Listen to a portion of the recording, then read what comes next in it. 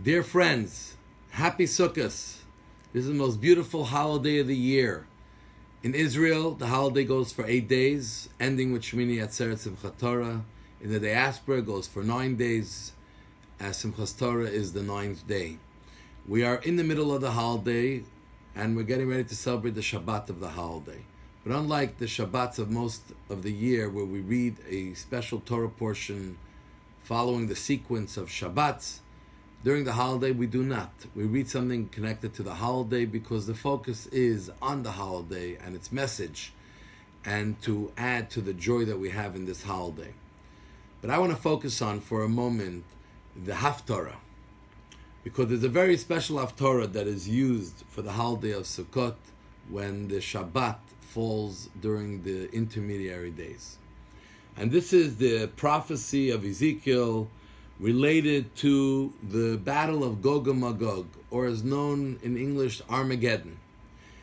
There will be a time, which will be the end of time as the world as we know it today, when the forces of evil will ultimately clash and try to destroy totally the forces of good. This is a battle that's ongoing. But there will be a moment, a war that can happen in many ways, not necessarily with guns. It can happen through messages, today through internet, PR, movements, many movements that are clothed in seemingly very lofty and great principles, but really they're out to destroy. And especially Gog and Magog is about people trying to destroy the Jewish people, our morality, our existence, which we see a lot of it going on around the world today. Both our physical existence and the true sense of what the Torah morals and values are. And we are told that this battle will happen, and immediately afterwards, Mashiach will come.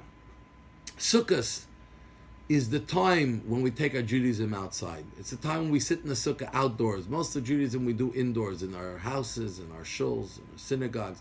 But Sukkot, we take it outdoors. People see it, people hear it. People notice what's going on. Sukkot is about taking your Judaism outside, because ultimately the purpose of Judaism is to transform, nothing less than transform the world around us, to bring the messages of the Torah, the values, the morals, the mitzvahs, the holiness, the spirituality, the actions, to bring it to the rest of the world, to transform and uplift the world, that the world should recognize there is a master of this world, there's a God.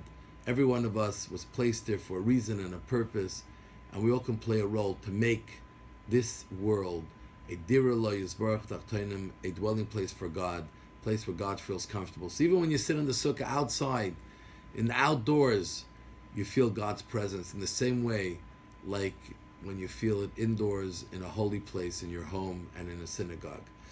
And this is the battle of Gog and Magog. This is the ultimate battle, when good will win over evil, when light will win over darkness, when morality will win over immorality, and when unity will win over divisiveness.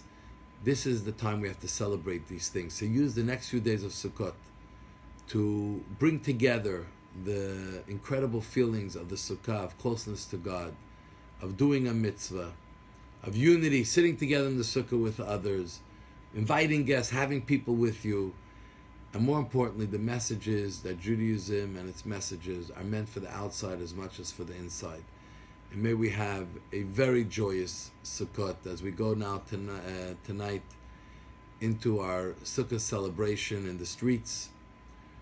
And for Shabbat, candlelighting time is 5:45 p.m. Have a great Shabbat and a happy Sukkot. God bless you all. We love you all. Feel the embrace of God as a Sukkah. May it lift you up in a great way. See you Simchat Torah.